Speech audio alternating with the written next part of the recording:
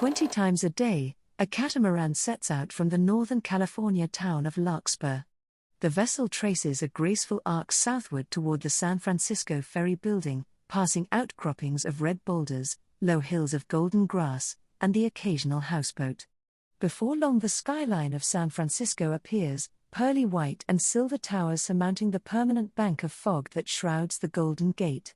The tourists who throng at starboard to take in the view rarely notice that another landmark looms directly behind them. San Quentin. The prison's environs are disarmingly beautiful. The building itself, of course, is as stern as one would expect a maximum security penitentiary to be, all stained concrete walls and grim, cathedral-like buttresses. But the landscape is enchanting. At night, with crickets humming in the hills and mist-shrouded stars glowing above San Francisco, the juxtaposition feels dreamlike, hallucinatory. It is here, in this prison amid paradise, that the action of Jack London's plays out. London's sole foray into the realm of science fiction and fantasy is simultaneously a hard-bitten, minimalist monologue about life in solitary confinement and an exuberant tour of the universe. The book's narrator, Darrell Standing, moves disarmingly from the agony of his confinement in a straitjacket to his travel amidst the stars equipped with a glass wand that allows him to access an infinity of past lives, including a 4th-century hermit, a shipwrecked seal hunter, a medieval swordsman, and a confidant of Pontius Pilate. It is a novel about sensory deprivation in a shared reality, and sensory overload in a private one.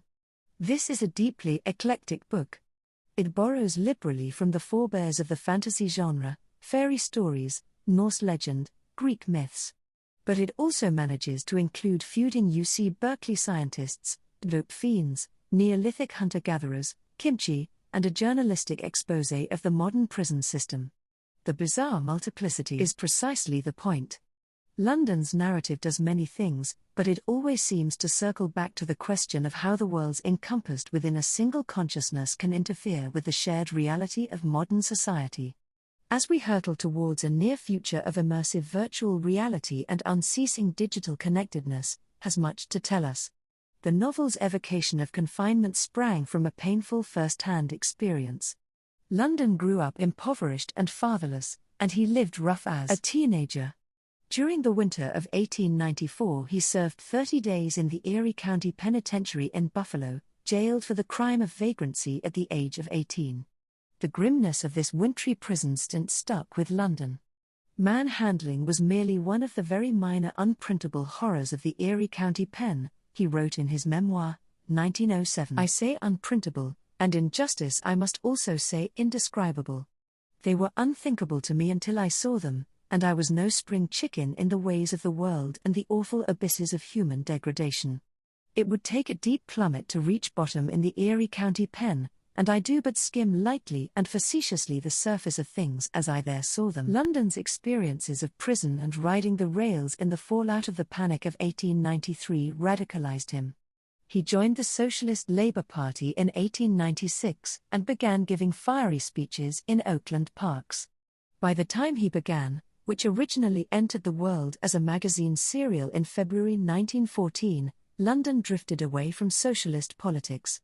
Yet the narrative retains a vein of gritty realism that recalls the work of his friend Upton Sinclair. The central character Darrell Standing's confinement in the jacket was inspired by London's interviews with Ed Morrell, a former Old West outlaw who had suffered a brutal period of confinement in San Quentin. Amidst his star roving, Darrell Standing also finds time to reflect on the evils of the Philippine-American War. It was laughable to behold science prostituting all the might of its achievement and the wit of its inventors to the violent introducing of foreign substances into the bodies of black folk. London was wrapping up the writing of when the First World War began. Although he couldn't have anticipated the looming cataclysm of August 1914, London's personal life had been in a shambles since the previous summer. That August, his beloved country estate, Wolf House, had burnt to the ground under mysterious circumstances. In the same year, he penned an autobiographical novel about what London, a severe alcoholic, called the clear white light of alcohol. Olivia Lang, in her fabulous book, observes that alcoholic novelists often circle around their disease in their fiction, never quite acknowledging the extent of their own denial. London's self-described alcoholic memoir manages, somehow, to dance around its central subject, never fully acknowledging the substance abuse that would kill him at age 40. "Read and you will soon enough discover what ails him," wrote one of London's acquaintances. The tragedy is that he does not even seem to know how far gone he is.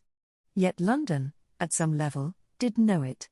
His writings in this period reveal a keenly intelligent man attempting to work through the metaphysics of his own addictions. We see this in personification of alcohol intoxication as a dialogue with a nebulous force that London calls the white logic. We see it in the same book's references to Hashish Land, the land of enormous extensions of time and space, and in the odd detail of Darrell Standing using needles to escape his prison cell in London had become an 4-morphine user by this time. And we see it in the central motive force of, which is propelled not by drugs or drink but another form of altered consciousness, the hallucinations brought on by sensory deprivation. The book, in short, centers on that famous concept of another drug-taking adventurer writer, Arthur Rimbaud, the systematic derangement of all the senses. It is tempting to speculate about the degree to which London also found inspiration in the various occult currents running through the bohemian circles of the San Francisco Bay Area in the 1910s. It was a time and place in which members of Aleister Crowley's might meet the first wave of American Buddhists, or a young Gertrude Stein cross paths with. Certainly channels the cosmopolitanism of the Bay Area in this pre-war era. Standing's astral projection borrows from the aesthetics of post-Victorian occultists, just as his astral travels reflect London's fascination with the lands across the Pacific.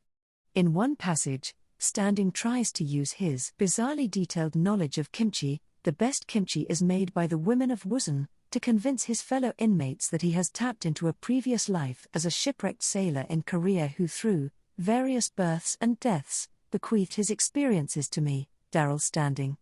There is something here of the 18-year-old Jack London's desire to be what he called a brain merchant. Reading as much as 19 hours a day, by his own perhaps unreliable count, London studied for his entrance exams at UC Berkeley with an urgency that almost suggested an erasure of the self, a desire to mentally inhabit other lives through books.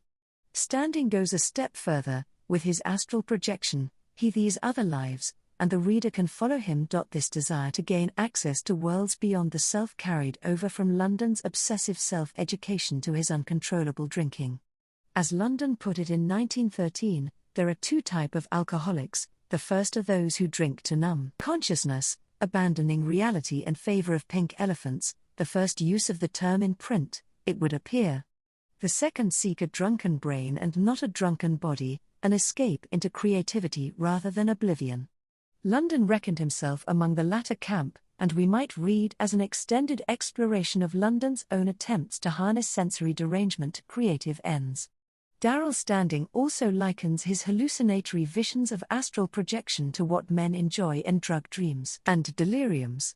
This, too, was a form of escape that London knew well. His most recent biographer, Alex Kershaw, describes London's drug chest, filled with strychnine, strontium sulfate, aconite, belladonna, morphine and opium, as the most important object in his life. Yet despite its themes of captivity, addiction, and murder, is also a celebration of the power of storytelling to overcome personal misery. Standing's fantasies are an escape from reality, but, London seems to argue, a healthy escape. Incessantly to remember, narrates Standing, means obsession, lunacy. So the problem I faced in solitary, where incessant remembering strove for possession of me, was the problem of forgetting. To record everything, to forget nothing, Standing's malady is familiar to us because it is ours as well. Perhaps the joyous and unrestrained creativity of suggests a solution.